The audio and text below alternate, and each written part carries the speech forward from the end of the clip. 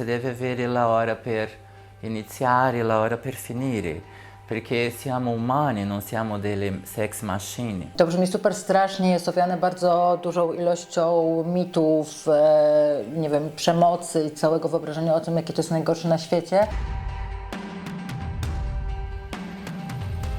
Mi chiamo Chanelli, italo-brasiliana, sono in Italia da 3 anni, attualmente una sex work. Sono qui per la prima volta rappresentando il Comitato per i diritti civili delle prostitute. Faccio parte dell'associazione Euforia Trans. Nazywam się Aleksandra Kluczyk, Kola, używam zaimków ona, jego. Od 2 lat współprowadzę podcast o pracy seksualnej Dwie dupy o dupie w Radio Nuance.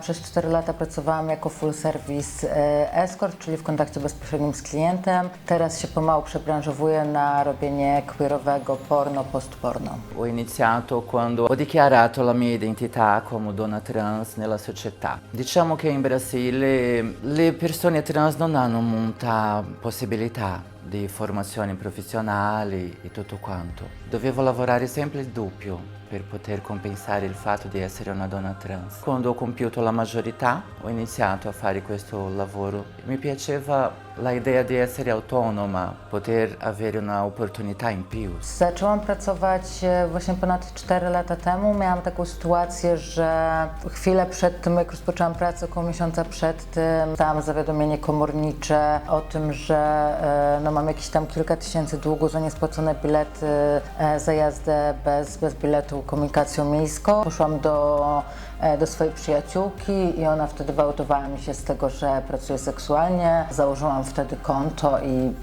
właściwie kilka dni później umówiłam się już na pierwsze spotkania. Na przykład miałam, nie wiem, kilku klientów w miesiącu, czasem jeździłam do Warszawy albo do Krakowa się z nimi spotykać, czasem w Białymstoku i wtedy potrzebowałam po prostu kilka spotkań w miesiącu, żeby sobie dorobić nie wiem, na jakieś swoje potrzeby czy na robienie aktywizmu, więc mój model się zmienił i spotykałam się z kilkoma na przykład klientami dziennie przez jakiś okres czasu, żeby tych pieniędzy odłożyć jak najwięcej. Oggi si può sopravvivere come sex worker nel massimo 2 settimane. Dopo sempre c'è una novità dopo di te e tu non sarà più richiesta. E allora si deve spostare. Se uno lavora bene, se mantiene il livello sui 100 euro ogni prestazione, tu farai lì sui 500, 700, 1000 euro al giorno. Una città buona si fa almeno 3000 euro libero settimanali. Na przykład jeżeli się umówię z osobami, a osoba nie przyjdzie, czyli tak zwana wystawka, no to po prostu wracam do łóżka, nie wiem, zdejmuję pończochy i piszę z osobami dalej. Sì, il nostro lavoro sempre è stato definito per la parola prostituzione. È come se fosse un qualcosa di sbagliato. Invece sex work significa anche una rivoluzione del movimento di professionista del campo del sesso, donne che lavorano sulla propria autonomia del corpo. To określenie też, zaczynając od etymologii, z etymologicznego punktu widzenia ma konotację z towarem, z utowarowieniem, więc ja po prostu raczej postuluję to, żeby używać neutralnego języka i raczej są to określenia jak po prostu praca seksualna, osoba pracując seksualnie. È stata la società stessa a stabilire questo meccanismo, no? In Italia, ad esempio, c'è un'altra struttura. Siamo più analizzati come articolo di lusso. Abbiamo la possibilità di lavorare in un luogo privato, c'è la igiene, la privacy, dove c'è una sicurezza in più. Io sempre dico che una cosa che unisce e che è uguale per tutti noi è il fatto di essere valutati come dei ristoranti, sai? Dove si può mangiare bene, dove non si può, chi è la professionale più buona, chi è quella che fa schifo. Jest skryminalizowana cała rzeczywistość. W polskim prawie są to zapisy o stręczycielstwie, kuplerstwie i sutenerstwie. To brzmi super strasznie, jest owiane bardzo dużą ilością mitów, nie wiem, przemocy i całego wyobrażenia o tym, jakie to jest najgorsze na świecie.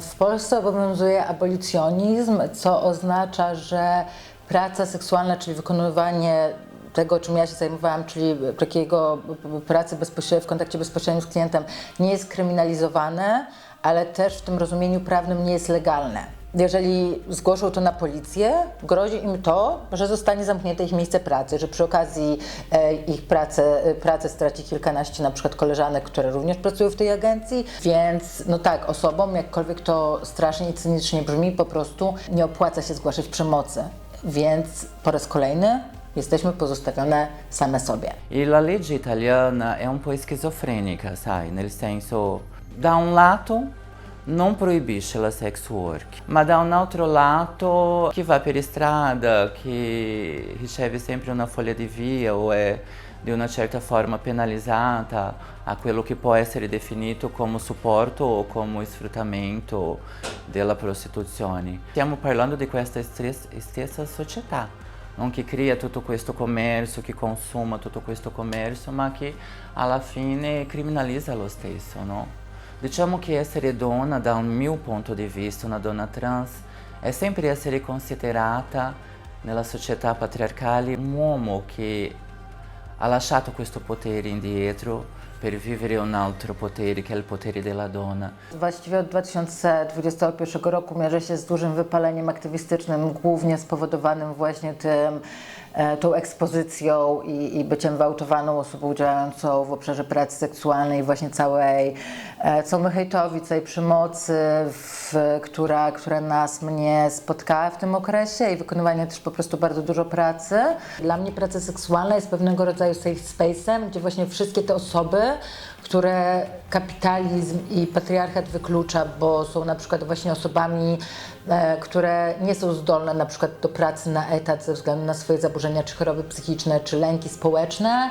Nie wiem, osoby, które mają jakiś rodzaj niepełnosprawności, nie chcą i nie wiem, i nie uznają całego, nie wiem, merytokratyzmu, czy właśnie funkcjonowania w kapitalizmie, gdzie całe życie mają pracować po 8, 12, 10 godzin na dobę. Si deve avere la hora per iniziare e la hora per finire, perché siamo umani, non siamo delle sex machine. Rispettare la condizione fisica. La qualità della prestazione è molto importante quando tu cerca di fare bene a se stesso e agli altri. E tu devi capire se vale la pena sottomettersi a quella situazione, perché quella situazione ti consumerà. Loro ti trattano come una sex machine. To był taki okres, kiedy ja celowo podjęłam decyzję, że nie chcę być w związku, ale jednak miałam jakieś tam potrzeby właśnie związane z seksem, z przyjemnością, z dotykiem, z bliskością, ale w momencie, kiedy te rozkminy zaczęły się gdzieś tam nasilać, to z ostatnimi klientami, z ostatnimi 2 klientami miałam takie duże bardzo poczucie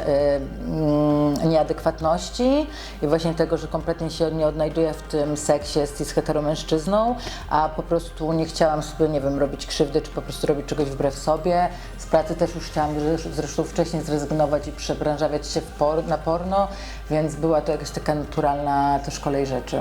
Sì, è possibile avere una vita privata se sei ancora romantica, non mi attira tanto. Se devo avere un rapporto, ad esempio, personale con questa realtà, vorrei non fare sesso. C'è un po' di deficit sessuale nella relazione monogamica. Uno è proprietà dell'altro, sai? E non penso che questo formato mi appartenga. E a me piacerebbe che anche la persona che scegliesse rimanere con me avesse la stessa libertà.